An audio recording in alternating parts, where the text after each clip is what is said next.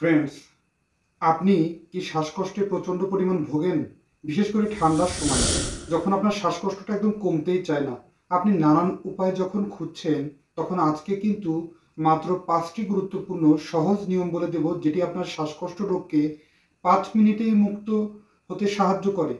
হ্যাঁ বন্ধুরা, আজকের গুরুত্বপূর্ণ আলোচনাটা সেই সমস্ত রোগীদের জন্য যারা শীত আসলেই অনেক বেশি পরিমাণ কষ্ট ভোগ করেন, যাদের শ্বাসকষ্টটা আরাম হতে চায় না, এবং শ্বাসকষ্ট আরাম হতে সহজ ৫টি উপায় যেগুলো অবলম্বন করে অতি দ্রুত ৫ মিনিটে আরাম হওয়ার চান্স বহুগুণে বেড়ে যায়। হ্যাঁ বন্ধুরা, তাই আজকের আলোচনাটা না কেটে সম্পূর্ণরূপে দেখবেন, এবং যারা শ্বাসকষ্টে ভুগছেন তাদের জন্য আছে ম্যাজিক সমাধান। আর এখনও যারা সময়ের স্বাস্থ্যকথা চ্যানেলটি সাবস্ক্রাইব করেনি, তারা অবশ্যই চ্যানেলটি সাবস্ক্রাইব করে পাশে থাকা বেল আইকনে ক্লিক করবেন সবার আগে নোটিফিকেশন পেতে। বন্ধুরা, চলুন গুরুত্বপূর্ণ আলোচনাতে চলে যাওয়া যাক। শ্বাসকষ্ট শীতের সময় একটা কমন বার্তা, যেটি কিনা শুরু হলে আমাদের দেহে দম বন্ধ হয়ে আসা, অস্থির লাগা। শ্বাসকষ্টে যখন আপনি গড়ান উঠতে যান বা ঝুঁকে ঝুঁকে যখন হাঁটছেন, সিঁড়ি বেয়ে ওঠার সময় বুকের শ্বাসকষ্টটা অনেক বেশি পরিমাণ বেড়ে যায়। শীতের শুরুতে আপনার শ্বাসকষ্টটা কমতেই চায় না, ওষুধ সেবন করতে করতে ওষুধ রেজিস্ট্যান্স হয়ে যায়, অ্যান্টিবায়োটিক ব্যবহার করতে করতে রেজিস্ট্যান্স হয়ে যায়। আজকে 5টি ঘরোয়া উপায় বলবো, যেগুলো খুব সহজে আপনি শ্বাসকষ্ট রোগ থেকে মুক্ত হতে পারেন। সেই বিশেষ বিশেষ নিয়মকানুনগুলো মেডিকেল সম্মত এবং বিজ্ঞানসম্মত বিশেষ ধারণা, এবং যেগুলো খুব গুরুত্বপূর্ণ। আসলে শ্বাসকষ্টের শুরুটা হয় কিভাবে?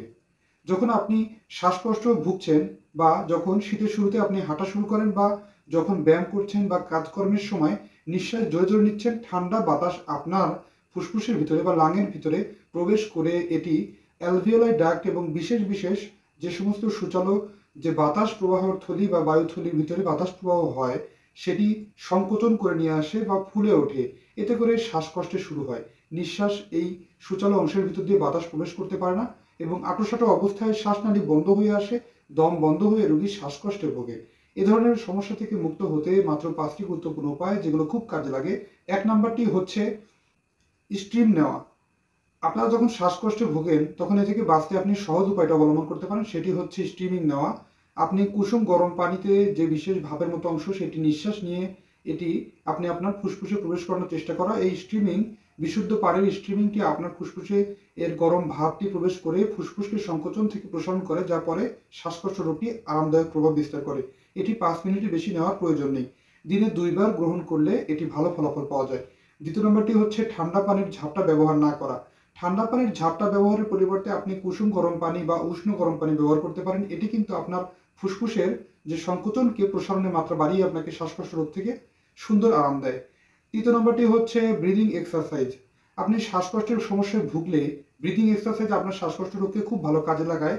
কেননা ব্রিদিং এক্সারসাইজের মাধ্যমে আপনি নাকে দিয়ে বিশেষ করে নিঃশ্বাস প্রবেশ করান এবং মুখ দিয়ে ছাড়ার অভ্যাস তৈরি করুন। পরবর্তীতে মুখ দিয়ে নিঃশ্বাস নিয়ে নাক দিয়ে ছাড়ার অভ্যাস তৈরি করা ধীরে ধীরে। এটি যদি আপনি রোদ্রে বসে ধীরে ধীরে এটি ব্রিদিং এক্সারসাইজটি পালন করেন, তাহলে কিন্তু খুবই ভালো ফলাফল আপনার জন্য বয়ে নিয়ে আসে এবং শ্বাসকষ্ট রোগ থেকে খুব দ্রুত আরাম পান। চতুর্থ নাম্বারটি হচ্ছে হাত ও পা সাধারণত গরম পানি দিয়ে ভিজিয়ে রাখা। হাত এবং পায়ে যদি গরম পানি লম্বা সময় ধরে লাগান, অর্থাৎ 5 থেকে 10 মিনিট সময় যদি ডুবিয়ে রাখেন, আপনার দেহের রক্তের ভিতরে এর তাপমাত্রা পৌঁছে যায়, এবং রক্ত যখন ফুসফুসের ভিতর দিয়ে বারবার প্রবেশ করে, বা ফুসফুসের মাধ্যমে যে অক্সিজেন সাপ্লিয়েশন বা অক্সিজেন সাপ্লাইয়ের সময় বা অক্সিজেন মিশ্রিত অবস্থায় যখন ফুসফুসের ভিতরে বাতাসটি বারবার যাওয়া আসা করে, সে সময় রক্তের তাপ আপনার দেহে শোষিত হয় এবং ফুসফুস ধীরে ধীরে সংকোচন থেকে প্রসারণ হয়, বা ফুসফুসের ভিতরে আঁটোসাঁটো ভাব কাটতে শুরু করে, যেটি শ্বাসকষ্ট রোগে দিব্যি আরামদায়ক হয়ে ওঠে।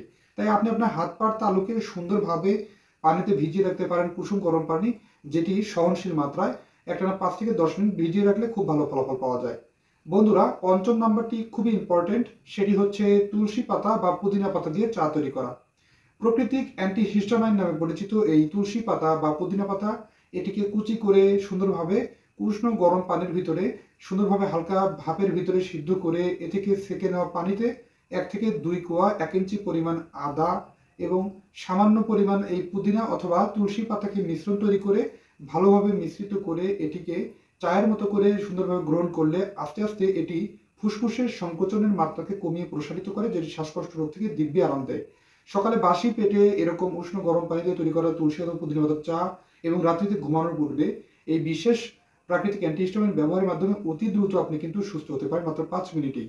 একটানা 7 দিন থেকে 14 দিন ব্যবহার করলে ধীরে ধীরে শ্বাসকষ্ট রোগটি দিব্যি আপনাকে মুক্ত হতে সাহায্য করে এবং আপনাকে আরাম একটা স্বস্তি প্রদান করে। ধন্যবাদ বন্ধুরা। আজকের এই বিশেষ বিশেষ নিয়মকানুনগুলো অবলম্বন করে আপনি কতটা আরাম পাচ্ছেন অবশ্যই কমেন্ট করে জানাবেন এবং অনুষ্ঠানটি যদি ভালো লাগে লাইক, কমেন্ট, শেয়ার এবং সাবস্ক্রাইব করতে ভুলবেন না। আল্লাহ হাফেজ।